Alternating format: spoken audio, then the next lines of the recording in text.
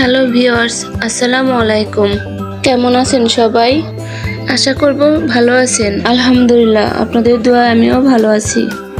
আবারও চলে আসলাম আপনাদের সামনে নতুন একটি রেসিপি নিয়ে।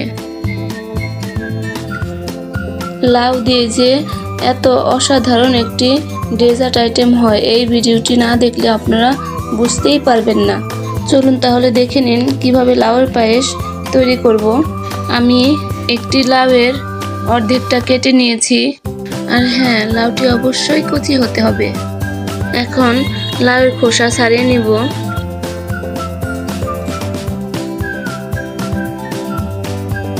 লাউয়ের মাঝখানের বীজের নরম অংশটুকু ফেলে দিব।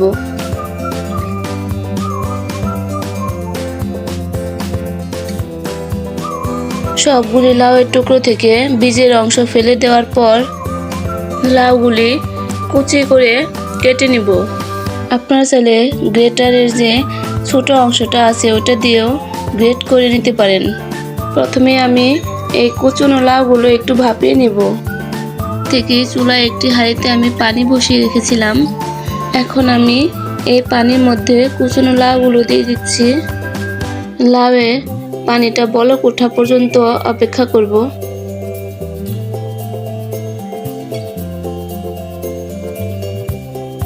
লাউয়ে বলক এসে গেছে। এ পর্যায়ে আমি চুলা থেকে নামিয়ে নিব। বেশি সময় নিয়ে ভাপানো যাবে না। লাউ থেকে পানি ঝরিয়ে ঠান্ডা করে নিয়েছি। লাউয়ের গায়ে লেগে থাকা পানি চিপে বের করে নিব।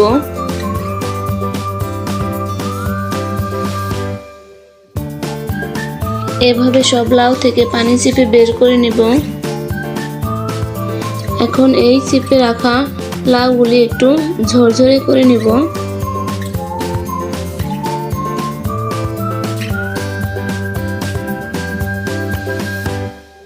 এখন প্যানে দিয়ে দিব 1 টিস্পুন ঘি।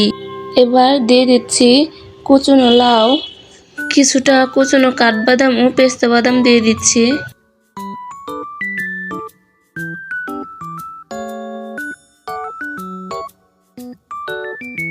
এবার একটু মিশিয়ে নিব।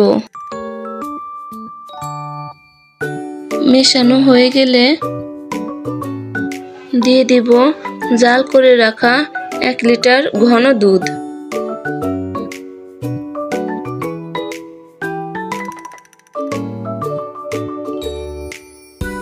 দুধটা লাউয়ের সাথে একটু মিশিয়ে এবার দিয়ে দিব পোলাও চাউলের গুঁড়ি 1/2 কাপ পরিমাণে। আমি চালটা বেশি গুঁড়ো করিনি। পোলাওর চালটা একদম মিহি না করে আধো ভাঙ্গা করে নিলে ডেজার্টটি খেতে বেশি ভালো লাগে। পোলাওর চাউলের গুঁড়ো দেওয়ার পর বলক আসা পর্যন্ত নাড়তে হবে, তা না হলে দলা পাকিয়ে যাবে। দিয়ে দিচ্ছি 2 টেবিল চামচ গুঁড়ো দুধ। গুঁড়ো দুধ দিয়ে একটু ভালো করে মিশিয়ে নিব।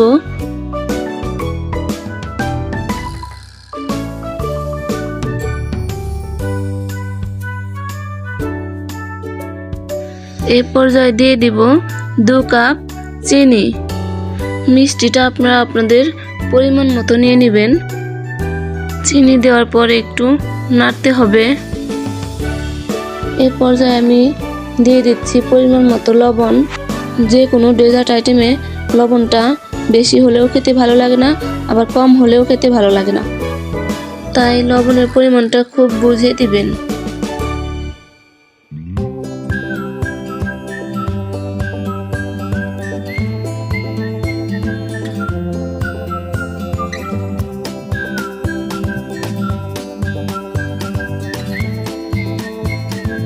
এবার দিয়ে দেব কিছুটা কোরানো নারিকেল দিয়ে একটু মিশিয়ে নিচ্ছি। আমার লাউয়ের পায়েসটি রান্না শেষের দিকে। নামিয়ে নেওয়ার আগে আমি দিয়ে দিব 1 চিমটি এলাচ গুঁড়ো। এবার একটু মিশিয়ে চুলা থেকে পায়েসটি নামিয়ে নিব। পায়েসের থিকনেসটা দেখে অবশ্যই বুঝতে পারছেন খেতে কতটা অসাধারণ হবে। এবার আমি পরিবেশনের জন্য একটি বাটিতে নিয়ে নিচ্ছি কুচনো কিছুটা কাঠবাদাম ও পেস্তা বাদাম। দিয়ে দিব 2 টেবিল চামচ গুঁড়ো দুধ, নিয়ে নিচ্ছি 1 টেবিল চামচ ঘি। এবার সবগুলি উপকরণ একটু মিশিয়ে নিব। মেশানো হয়ে গিয়েছে, এবার পায়েসের উপর দিয়ে ছড়িয়ে পরিবেশন করব। তাহলে আজকের মতো ভিডিওটি এখানে শেষ করছি।